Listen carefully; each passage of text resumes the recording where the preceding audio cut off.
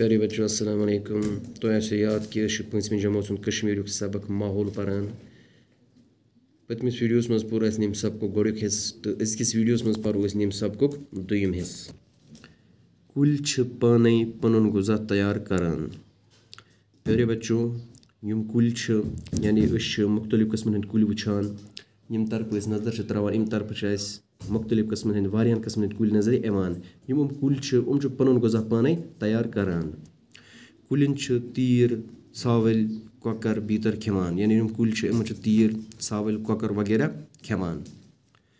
कुल खेन वालन जानवरन वनो घास खाव यानी यम जानवर कुल खेवान इमन वनो घास खाव। कुल खेन वालन जानवरन वनान घास खाव मगर अकि ज़ात हंद जानवर बेयन ज़ाचन हंदन जानवरन ते खेवान। अकि ज़ात जानवर बाकी ज़ाचन हंद जानवरन ते खेवान। यम गई माज खाव जानवर यानी इमन जानवरन क्या वनान माज खाव जानवरन यानी यम अकि ज़ाचन जानवर बाकी ज़ाचन जानवरन आसान खेवान तो इमन जानवरन वनान माज खाव जानवर। मिसाल सह माज खाव जानवर। मिसाल सह माज खाव जानवर यानी बाकी ज़ाचन जानवरन ते खेवान तो अमस वनो माज खाव जानवर। यह हिरनन सावलन गुपनन बीतर खेवान यानी सह हिरनन सावलन गुपनन खेवान। सब्जी खाव तो माज खाव जानवर तो कीम क्रूल कुलिन सत रोजान।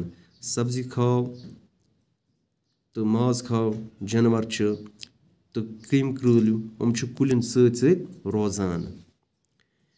सारवे खोत ज्यादा कुल तो हैवान जंगलन तो समंदरन मन रोजान।